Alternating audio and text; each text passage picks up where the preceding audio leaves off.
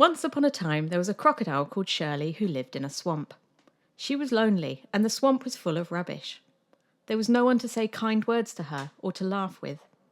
The days were long and empty, and she was tired of the discarded cans of tuna and baked beans. She didn't know what tuna or baked beans were, but she was surrounded by them. Sometimes she sniffed the tins to see if she could get an idea. Coca-Cola, herbal essences, Evian, Nando's, hummus, Walker's crisps, all these magical words from a world unknown to Shirley. The lonely days, weeks and years stretched out in front of her. Why do I stay here alone in this swamp, she asked herself. No friends, no family, just piles and piles of rubbish that keep getting bigger. As she was poking around in the swamp looking for dinner, Shirley gnawed on a Nando's chicken bone. It still had a bit of flavour. That night, Shirley didn't feel right. Her stomach was all churning and her skin was crawling. Her arms and legs felt weak like cooked spaghetti. All night she wriggled and writhed. As the sun rose over the steaming swamp, Shirley stretched her aching body. Something felt different. Her body felt odd. She rolled over and staggered up. She had 8 new long legs, like human ones with cute little toes on the end of the feet. These legs are lovely, thought Shirley, just what I've always wanted. It would be a shame to stay in the swamp with no one to admire them. And she found it was hard to walk in the swamp as the new legs were a bit soft and it hurt her feet on the sharp cans and broken glass. She decided to venture into the human town to show them off. As she was walking, she saw an advert with a thin human lady in a bikini wearing some shiny shoes with long, pointy heels. That's what I need. I need some shoes, she said. The pointier, the better. She walked to a shoe shop and took all the high heels she could find. When the nervous shop assistant asked how she was going to pay, Shirley just gave a big toothy smile and snapped her jaws. Then she walked out of the shop, a little bit wobbly on her new shiny shoes. These shoes are wonderful, said Shirley. I feel empowered. I didn't know what was lacking in my life until I saw that advert. For 3 days she felt empowered and lovely in her new shoes. However, after 3 days, she started to feel a bit bored and empty. Life seemed flat, and the shoes were just normal now. Shirley decided to go for a walk into the town again, where she saw an advert for a holiday on a cruise ship. It looked lovely. She had only seen cruise ships from far away, while she was lurking in the swampy shallows where the river meets the sea. She thought how nice it would be to sit with the friendly grey-haired humans, laughing and drinking cocktails. There was even a blue pool on the ship that looked so refreshing and clean, not like the swamp that she was used to, full of plastic bottles, coffee cups, Coke cans and condoms. Shirley went home and packed her large crocodile skin bag, the one that used to be her favourite Aunt Elizabeth. Aunt Elizabeth had been a mother to her since her own biological mother was captured by a boat emblazoned with Freshwater's fabulous zoo. Aunt Elizabeth would say things like, "Stop those crocodile tears," and "Never smile at a crocodile before lunch." Life hadn't really been the same since Aunt Elizabeth was killed. Things just weren't as good in the swamp without her.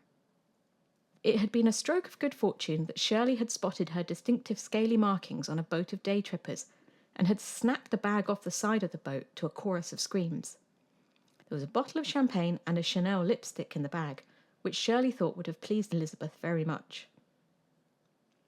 Shirley didn't know you had to book a ticket for the cruise, so she just tottered up the gangplank and boarded the ship. Most of the grey-haired old people ran away as fast as they could, which wasn't very fast, but many of the staff stayed because they couldn't afford to lose their jobs. Shirley was impressed with how nice the ship was. She played in the blue pool for a bit and enjoyed snapping all the inflatables. Snap! Snap! Snap! Then she lay on a sun lounger, although it was a bit small and not very comfy. A brave waiter brought her a blue drink with an umbrella and a cherry in it. This is the best moment of my life, she thought.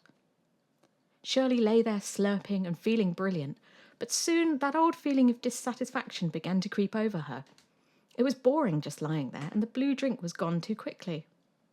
She started to get hungry, so she went to the restaurant, where there was an all-you-can-eat buffet laid out. Shirley snapped up the buffet in a few bites. Piles of sausage rolls with crispy pastry, golden chicken nuggets, sticky pork ribs, mini ham sandwiches without crusts, pretty pink prawn skewers. On the pudding table stood a jelly trifle that glowed pink and yellow. The layers looked luscious, and Shirley liked how you could see the fruit suspended in it. If this was human food, then she wanted more of it. Much better than crunching up any old rubbish in the swamp. Shirley licked the custard from her bony lips and scraped the cream from the bowl with one green nail. But it was merely an amuse-bouche, and very unsatisfying for someone of Shirley's mighty appetite. "What would you recommend? What do the humans deliciously devour?" Shirley asked a waiter who was half cowering behind a curtain, but unable to desert their post due to contractual obligations. The waiter had never encountered such a situation before, but they were a true professional and were highly trained not to disappoint customers. "Spaghetti bolognese is the most delicious dish known to humankind," they said. "It never fails to delight across continents and cultures. Vegetarian option available and gluten-free options for the spaghetti." "I will take one of those," said Shirley. "A large one, as I am famished by this cruise." The waiter hurried off to the depths of the ship, where 1,000 chefs were sweating in a windowless room. "Spaghetti bolognese," shouted the waiter, "and plenty of it for an important customer. Cook like your life depends upon it, for indeed it does depend." The chefs sprang into action at once. 1,000 knives chopped 1,000 onions. They wept 100,000 tears and thought about how their lives had led to this point and wondered if there would be anything after this, or was life just chopping onions for eternity? Pots bubbled, pans sizzled. A huge steaming plate of spaghetti bolognese was placed in front of Shirley. The sauce was rich, red, and flavoursome. The blend of tomatoes and meat was the perfect complement to the delicate textures of the long, winding spaghetti, and the parmesan sat on top like a sprinkling of snow on a Christmas scene. Shirley slurped it up, smacking her lips. She crunched the delicious goodness, spaghetti rolling round her teeth and dangling from her mighty jaw. "More!" shouted Shirley. "More! This is the most delicious thing I have ever eaten." The waiter ran and the chefs began chopping again, endless onions. Was this why they had been given life and nurtured by their mothers, they asked themselves? Why did they sleep in tiny bunk beds in the dark bowels of this ginormous ship, only to wake again and chop onions? What was it all for? Another huge plate, a metre wide, was set before Shirley. She slurped and chomped, the plate, knife, fork, and bits of the table disappearing too in her enthusiasm. "More! More! Keep it coming!" she cried. "I never want to stop eating this deliciousness. I must satiate this great hunger inside of me." The chefs kept chopping onions, their hands blurred, whirling their knives around, slicing through their boredom and frustration. The air was alive with their hopes and dreams. It swirled around, creating a great wind that began to pick up everything in its path. The spaghetti was drawn out of the pot and whipped up into a whirlpool. The bolognese joined it as it got bigger and stronger, sucking everything into its path. Sun loungers, umbrellas, tables, chairs. The chefs clung onto their chopping boards, but they were no match for this force of nature. The spaghetti curled round their legs and pulled them in.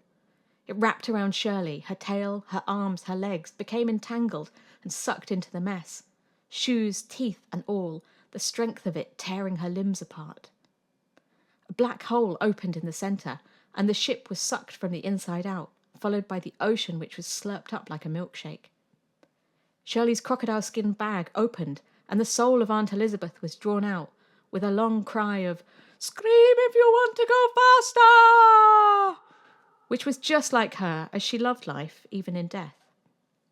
Towns, cities, countryside, people, animals, all disappeared into the vortex until there was nothing left, just one tiny onion skin floating gently in a void.